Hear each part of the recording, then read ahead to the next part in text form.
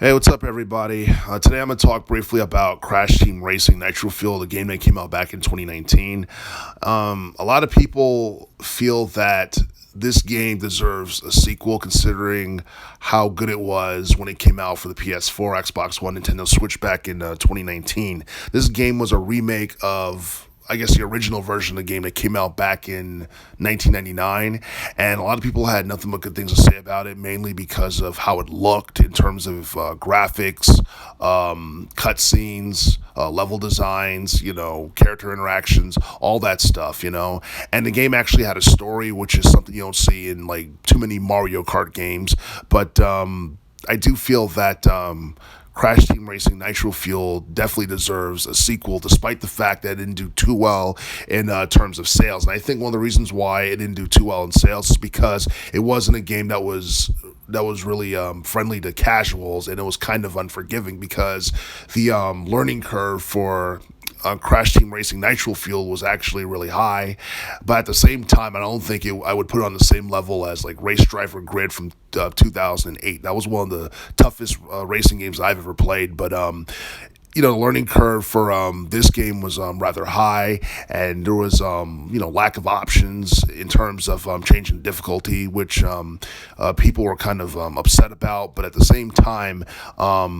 for the most part, I feel like the positives outweigh the negatives with this game. And and another big thing about this game that people dislike was microtransactions. Crash Bandicoot was always awesome, especially the older games. I really feel like Activision shouldn't have put microtransactions in this game because people are sick of microtransactions, mainly because of the economy being bad and inflation. And, you guys have heard this speech before in one of my other videos. But anyways, I do feel like microtransactions is something that definitely played a factor in hurting the sales of the Nitro Fueled game that came out back in 2019. I do feel that this game deserves some kind of sequel, and they could make it maybe, I don't know, have it where it's easier for casuals to learn it, and maybe have have the same characters, but then like a slightly different plot than what we got in Nitro Fueled. But at the same time, it doesn't seem like Activision has really expressed any interest in creating a sequel to Crash Team Racing Nitro Fueled. And I do feel like we're gonna get a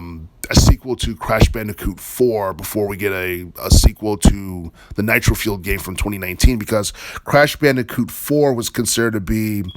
one of the best platformers to have emerged from 2020, 2021, because I believe the game came out in late 2020, and then it came out for like the PS5 and Xbox Series X in like early 2021. So, I mean, as a platformer, Crash Bandicoot 4 was pretty solid, and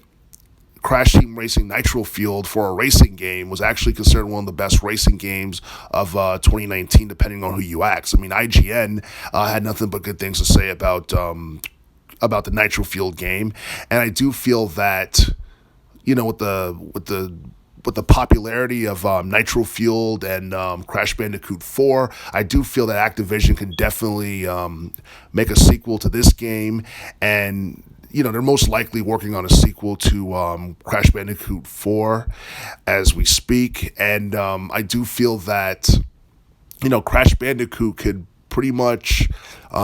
become more popular than he was this past decade, because you look at the